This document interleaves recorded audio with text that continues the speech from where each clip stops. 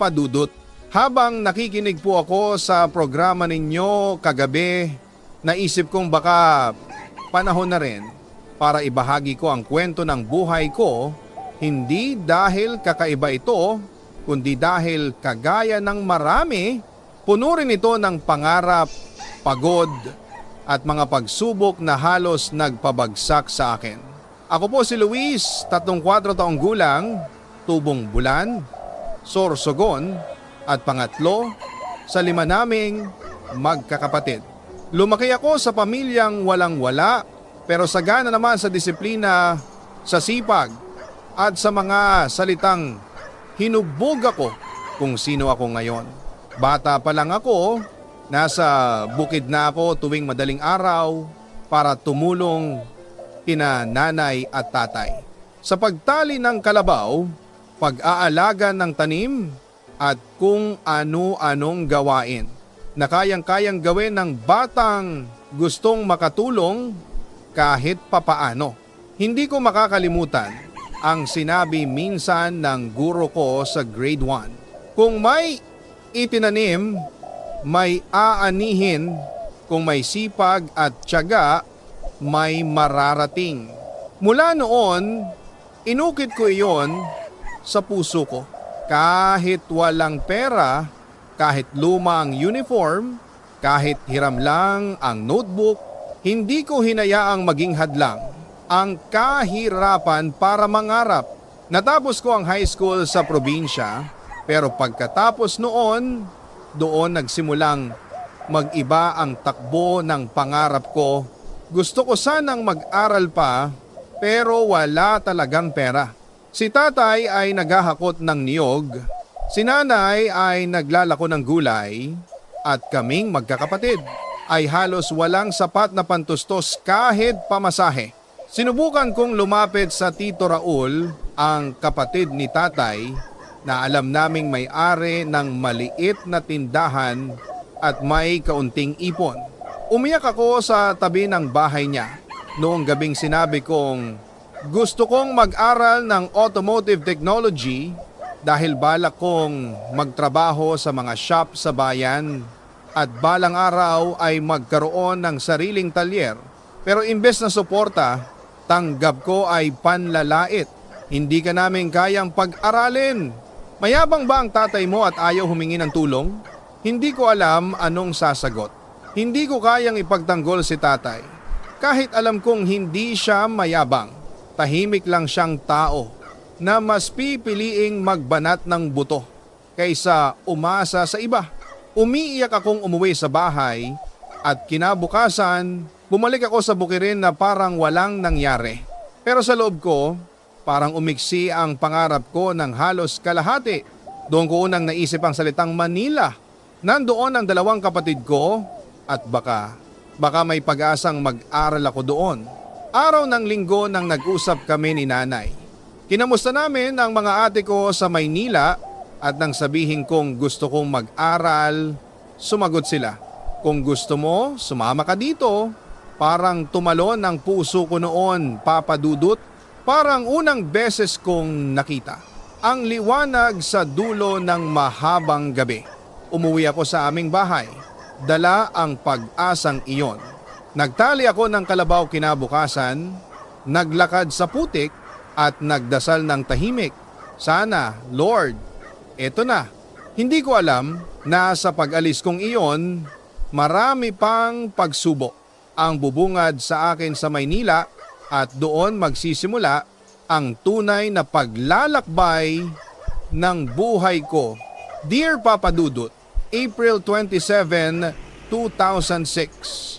Iyan ang araw na unang tumapak ako sa Maynila at hanggang ngayon, hindi ko makakalimutan ang pakiramdam na iyon. Pagbaba ko pa lang ng bus, parang sinalubong ako ng ibang mundo, mataas na gusali, ilaw, ingay at mga taong parang laging nagmamadali. Sa isip ko noon, dito ako aaral, dito ako magsisimula ulit. Mula terminal, sinundo ako ng pinsan kong si Paulo. Nahirapan nga akong huminga sa biyahe dahil Ngayon ko lang naranasan ang mahabang biyahe at siksikang tren. Pero sa likod ng hilo at pagod, nandoon ang tuwa-tuwa ng batang dinala ng pangarap sa syudad. Pagdating namin sa inuupahang kwarto nila tito, nakahinga ako ng malalim.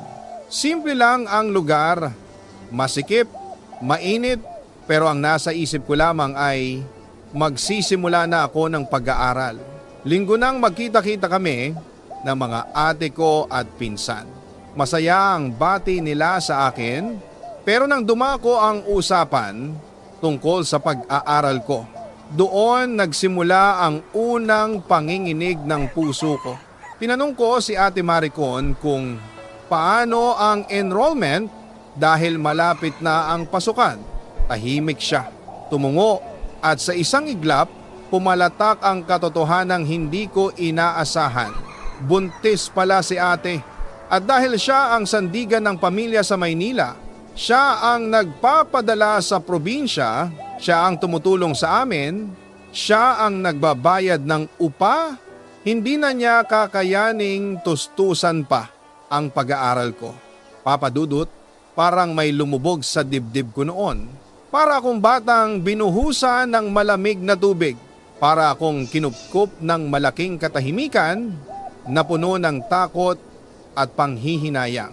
Hindi ko alam kung ano ang sasabihin ko sa halip. Umupo lang ako sa gilid at napaiyak sa isang kisap mata. Naglaho ang pangarap kong makapag-aral at ang sabi nila sa akin, magtrabaho ka muna. Sa edad mong 16, mahirap pero magagawa mo yan.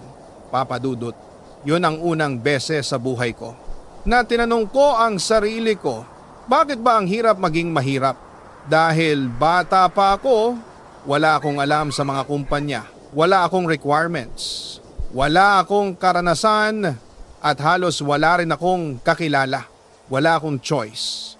Samahan ko raw muna ang pinsan ko na gumagawa ng mga construction project sa Pasay. Hindi man ako empleyado, taga-bitbit lang ako ng gamit, taga-sunod, taga-angat ng kahon, pero tinanggap ko kaysa wala. Minsan, sa sulok ng napapagod na katawan, tinitingnan ko ang mga estudyanteng naglalakad, bitbit ang bag at modules nila, at sa puso ko may kung anong kumikirot, inggit, lungkot at galit sa sitwasyong hindi ko naman ginusto. Pero kahit ganon, may isang bagay akong hindi binitawan. Hindi ako titigil. Makakapag-aral pa rin ako balang araw, pero hindi ko alam noong panahon na yon na mas malalaki pa palang unos ang darating sa buhay ko. Mga unos na minsan ay halos pinadapa ako, pero siya ring nagturo sa akin kung paano tumayo.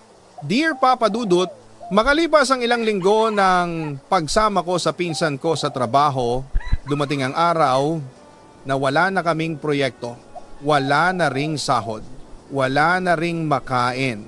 Kaya ang sabi ng pinsan ko, umuwi ka muna sa Palanas. Doon ka muna kina tito. Wala na tayong pagkakakitaan dito. Masakit, Papa Dudut. Masakit tanggapin na sa murang edad, wala ka ng direksyon, wala kang pera, wala kang pangarap na matupad, at wala kang mapuntahan. Pero wala akong nagawa. Umuwi ako. Pagdating ko kina Tito Oscar, parang kumirot ulit ang puso ko. Dahil noong una pa lang, ramdam ko na ang panlalamig nila. Pero kailangan ko silang sundin. Tinanong ako ni Tito, ilang taon ka na ba? 17 na po. Pwede ka na magtrabaho, wala akong requirements. Pero sabi niya, siya raw ang bahala. Nagtiwala ako dahil iyon lang ang kaya kong gawin.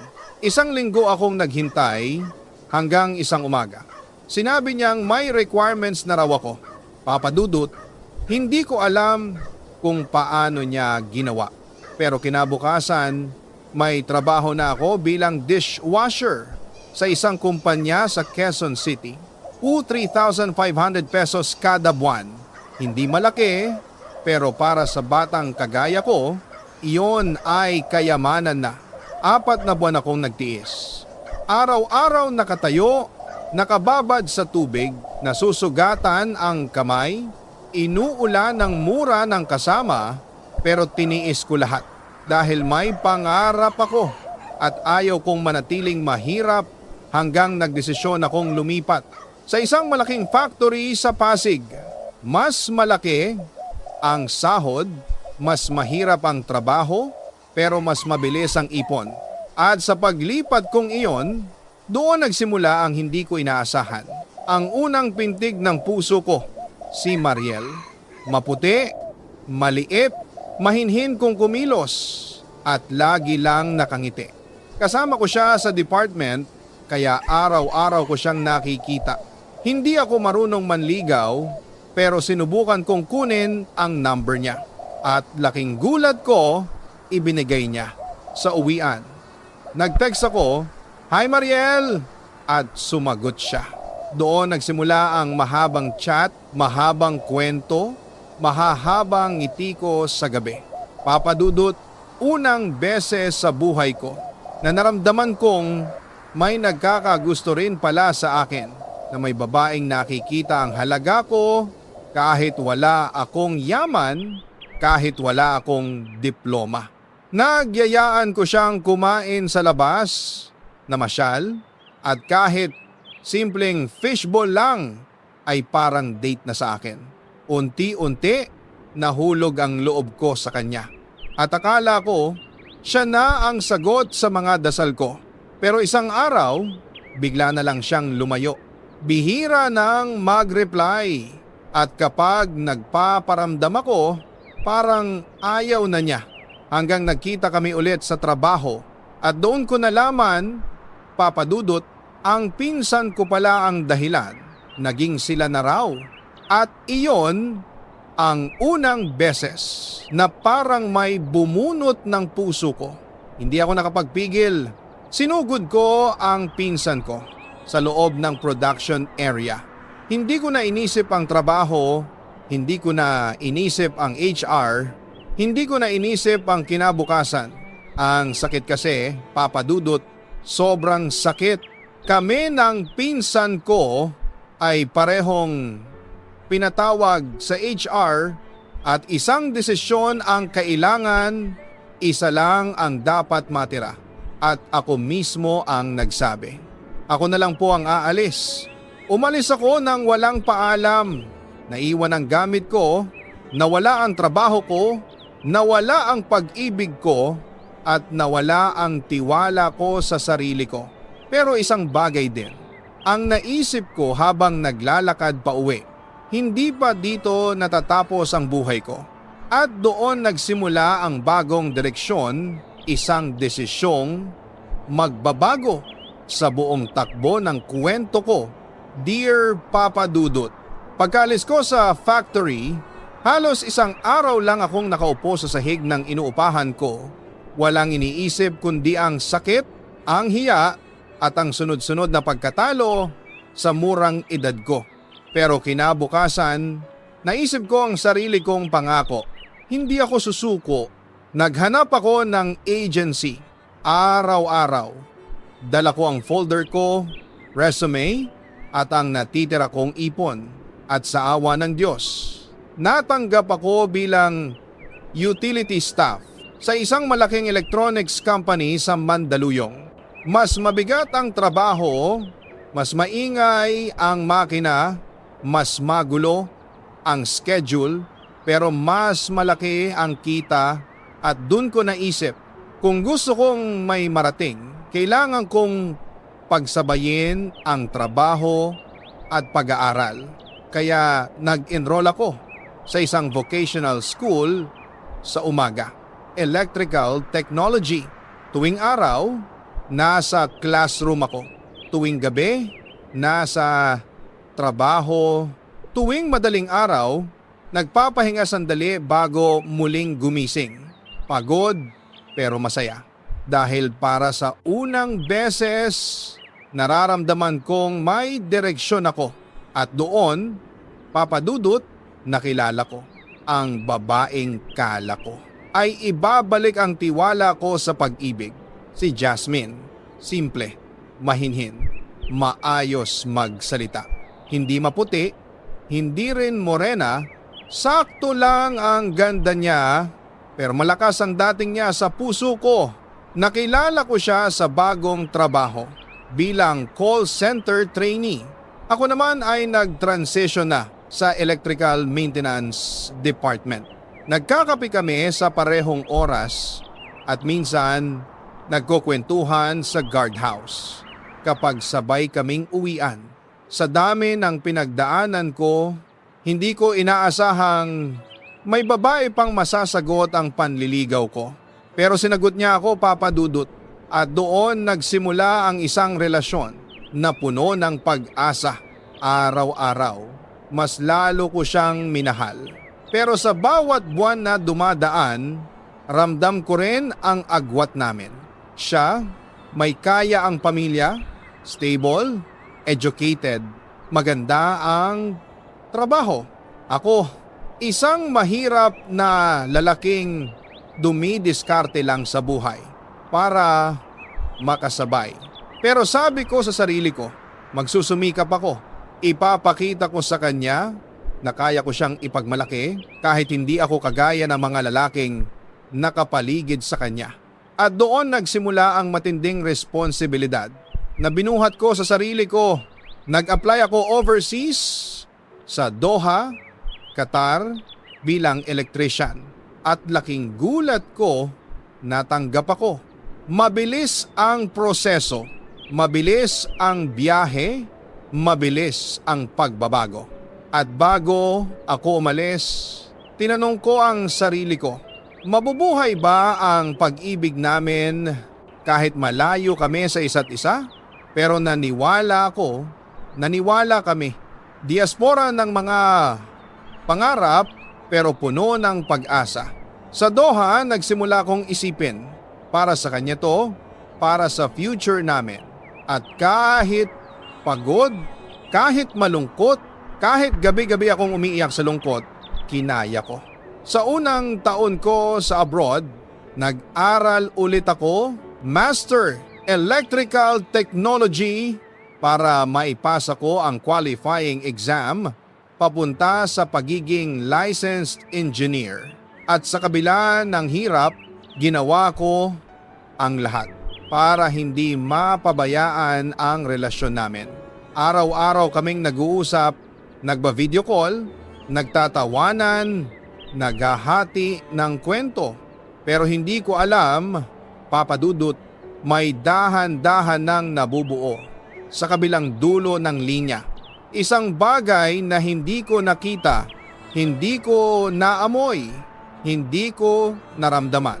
Ang unti-unting paglalamig ng puso niya at iyon ang magpapabagsak sa akin. Sa pinakamababa kong punto, Dear Papa Dudut, habang lumilipas ang buwan ko sa Doha, ramdam kong nagbabago ang ihip ng hangin. Dati, sagot agad. Dati, kwento agad. Dati, malambing. Ngayon, mabilis ang scene, mabagal ang tugon, at dahan-dahang humihina ang boses niya sa bawat tawag namin. Sabi ko sa sarili ko, pagod lang siguro, stress lang sa trabaho, baka namimiss niya lang ako. Pero Papa Dudut, hindi ko inaasahang mas malalim pala ang dahilan. Isang araw, habang nagre-review ako sa qualifying exam ko, nag-message siya. Wala na akong nararamdaman, pagod na ako. Hindi ko na kayang maghintay. Para akong binagsakan ng buong mundo, Papa Dudut. Para akong hindi makahinga, para akong lumubog sa lupa. Hindi ko alam kung anong gagawin ko. Hindi ako makakain. Hindi ako makatulog. Ang puso ko parang binunot at tinapon sa sahig. Tumawag ako sa kanya, walang sagot. Nag-chat ako, scene lang. At noong sinabi niyang hindi na tayo, parang may sumabog sa dibdib ko.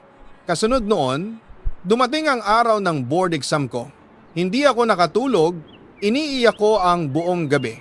Gulong-gulo ang isip ko.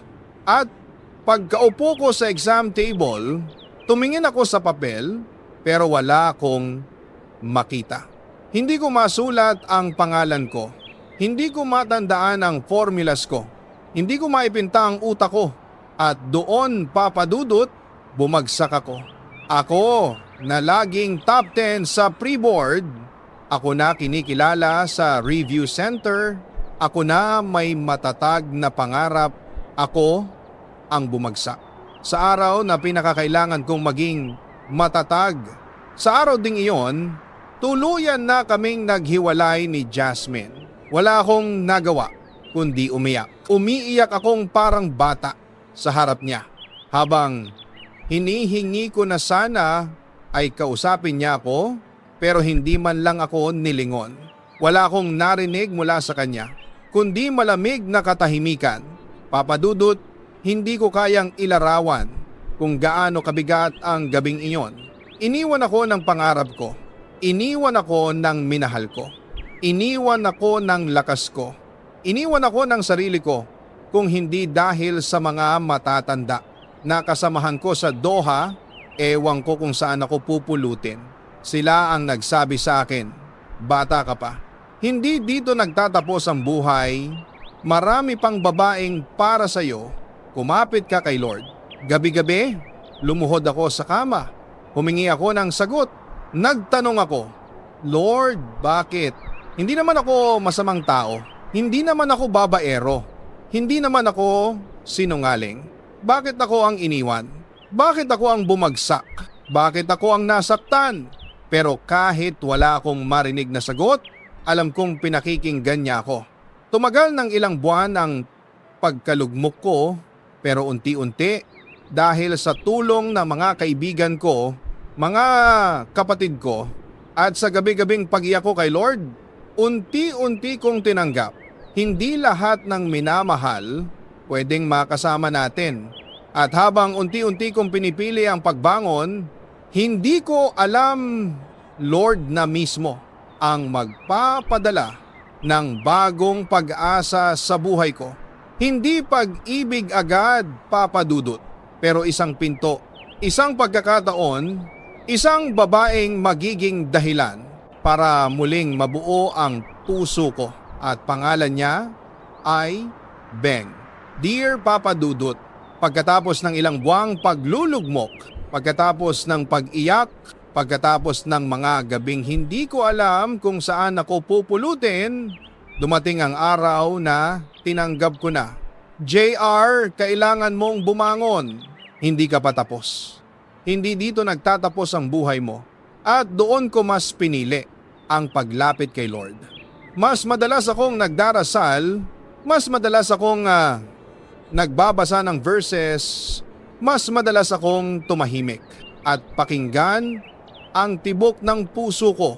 Isang araw, habang nasa trabaho ako sa Doha, lumapit ang kaibigan kong si Joel. Bro, may ipakikilala ako sa iyo. Masipag, mabait, tahimik, try mo lang i-text. Papa Dudut, hindi ko alam kung bakit, pero parang may kumalabit sa akin. Parang sabi ng puso ko, subukan mo. Hindi naman masamang magpakilala. Kaya tinanong ko, ano name niya? Beng. At doon nagsimula ang unang mensahe ko sa kanya.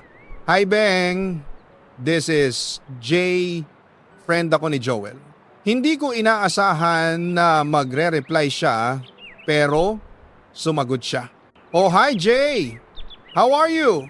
At doon na, Papa Dudut, para bang may maliit na liwanag na pumasok sa madilim kong mundo. Hindi madalas ang sagot niya, madalas siyang inaantok, madalas hindi available, pero hindi ako sumuko. Kahit 3 salita lang reply niya, ginagawa kong inspirasyon. Kahit tulog muna ako, nagpapasalamat pa rin ako. Hindi dahil desperado ako sa pag-ibig, pero dahil ramdam kong hindi ako minamadali ni Beng. Wala siyang hinihingi, wala siyang hinihintay sa akin, wala siyang pinipilit. Hindi niya ako ginulo, Hindi niya ako pinaasa. Hindi niya ako sinabihan ng mga pangakong hindi niya kayang tuparin. Simpleng kumusta. Simpleng kamusta trabaho. Simpleng ingat ka palagi. Pero sa puso kong pagod na pagod, malaking bagay iyon. At habang tumatagal, unti-unti siyang nagbukas. Nagkwento siya tungkol sa pamilya niya, sa trabaho niya, sa pangarap niya. At doon ko nakita, hindi man kami magkatulad ng pinanggalingan, pareho kami ng nais.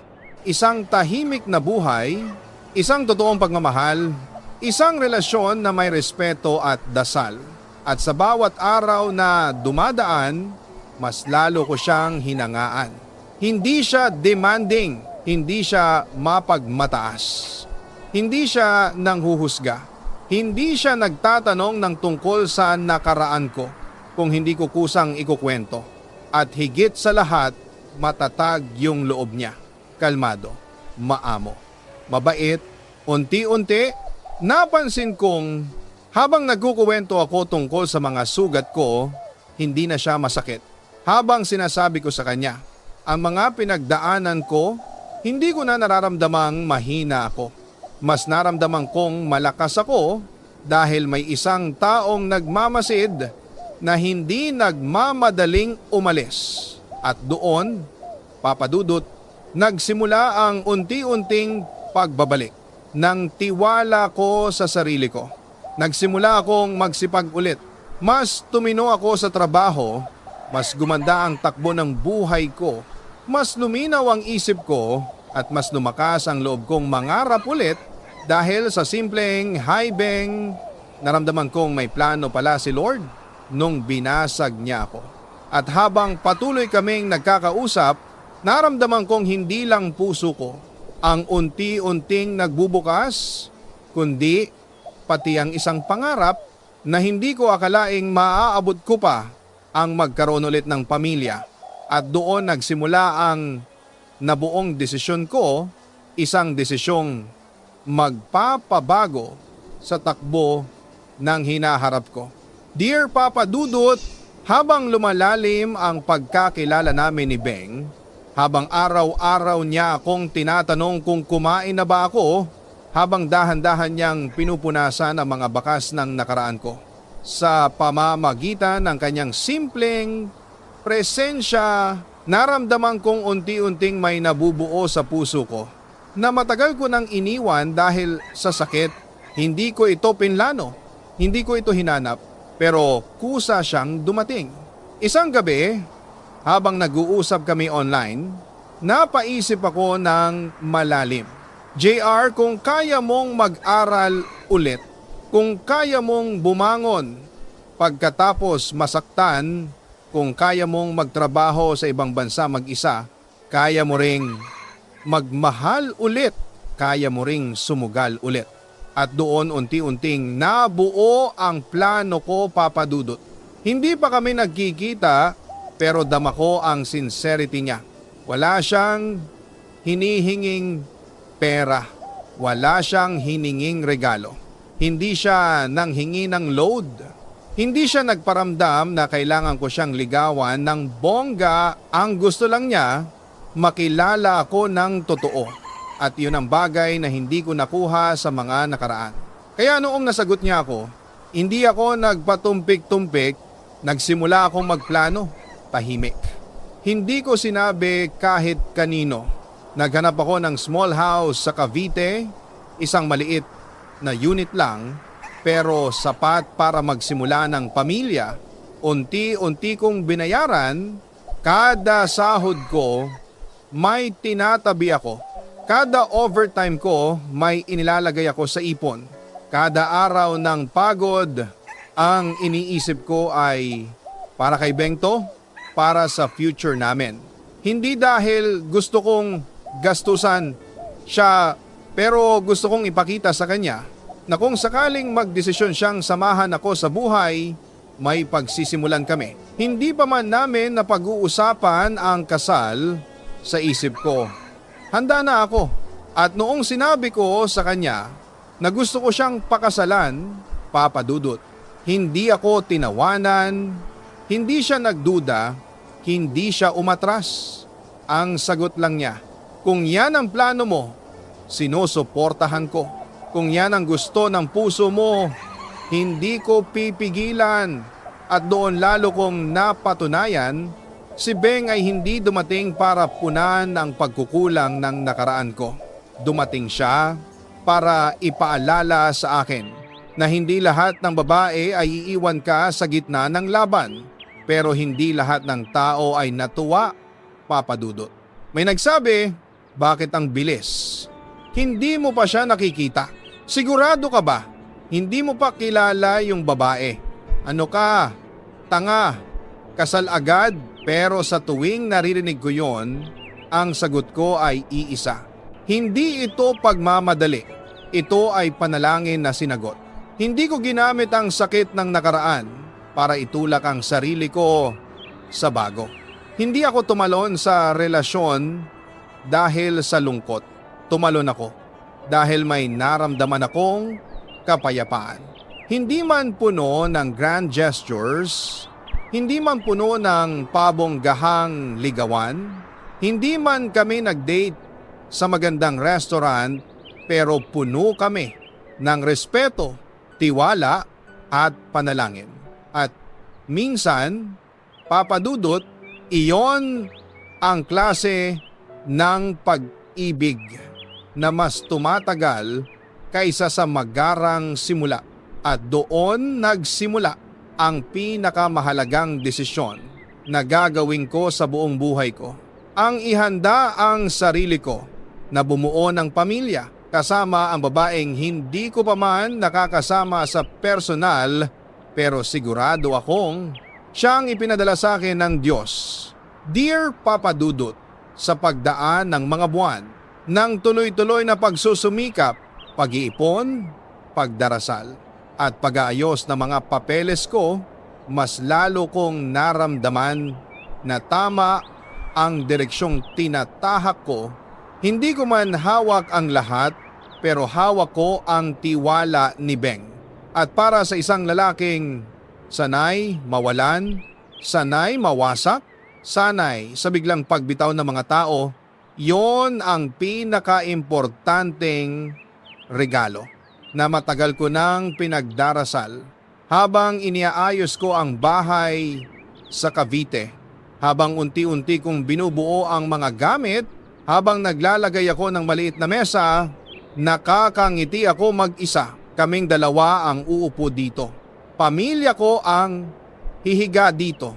At hindi na ako magiging mag-isa. At sa wakas, dumating ang araw na nagdesisyon na kaming dalawa, hindi sa pagmamadali, hindi dahil sa pressure, kundi dahil sa tibay ng loob namin na magpakasal. Hindi man enggrande ang balak naming kasal, hindi man mamahalin ang venue, hindi man perpekto ang sitwasyon, pero puno iyon ng panalangin, pagtitiwala at pasasalamat. Naghanda ako, hindi lang sa gastusin, hindi lang sa bahay, kundi pati sa sarili ko. Pinanindigan ko na tunay ang intensyon ko, matatag ang puso ko at buo ang pangarap ko para sa amin ni Beng. Marami pa ring nagtanong, sigurado ka ba talaga? Hindi ka ba natatakot? Paano kung hindi pala kayo magkasundo sa personal? At ang sagot ko, Papa Dudut, ay simple lang. Kung ang relasyon ay nakatali sa takot, walang mangyayari. Kung nakatali sa tiwala, kahit hindi pa kayo nagkikita, magkakasundo kayo at sinamahan iyon ng dasal. Maraming dasal, gabi-gabing pagharap sa Diyos na ang tanging hinihingi ko ay hindi kasiyahan kundi kapanatagan. At isang araw, habang nagpapahinga ako sa kwarto ko sa Doha, habang hawak-hawak ko ang cellphone ko, nakatingin ako sa profile picture ni Beng. Tumulo ang luha ko, Papa Dudut. Hindi dahil sa lungkot, kundi dahil sa pasasalamat na pagtanto ko. Minsan, Kailangan ka munang sirain ng buhay para buuin ka ulit ng Diyos sa mas tamang paraan. Kailangan kang iwan ng maling tao para dalhin ka sa tamang tao. At kailangan mo munang humarap sa pagkatalo, kabiguan at sakit para mas maintindihan mo kung gaano ka kamahal ng Diyos kapag ibinalik niya ang ngiti mo. At ngayon, Papa Dudut, handa na kaming magsimula ni Beng. Handa na kaming bumuo ng pamilya. Handa na kaming magtayo ng tahanan, hindi lang sa isang bahay, kundi sa puso ng isa't isa. At sa wakas, matapang kong masasabi, ito ang bagong simula ko. Ito ang simula ng buhay na matagal ko nang pinangarap. Ito ang prutas ng mga panahong halos hindi na ako makahinga, at kung may aral man akong maiiwan sa mga tagapakinig mo, Papa Dudut, ito ang natutunan ko. Kapag ang tao ay binitawan ka, huwag ka matakot dahil may isang Diyos na hindi kailanman bibitaw. Kapag ang pangarap mo ay naantala, huwag mong isipin na tapos na ang laban. Baka binabago lang ng Diyos ang direksyon mo para sa mas magandang buhay. At kapag dumating ang tamang tao, hindi niya ipaparamdam sa iyo ang duda, hindi niya ipaparamdam ang takot, hindi niya ipaparamdam ang kulang, ipaparamdam niya na sapat ka, na mahalaga ka, at nakarapat dapat kang mahalin ulit. Maraming salamat, Papa Dudut, sa pagbasa ng kwento ng buhay ko. Maraming salamat sa pagbigay ng espasyo para sa mga katulad kong minsan nang nabasag pero natutong bumangon muli. Lubos na nagpapasalamat, Junior.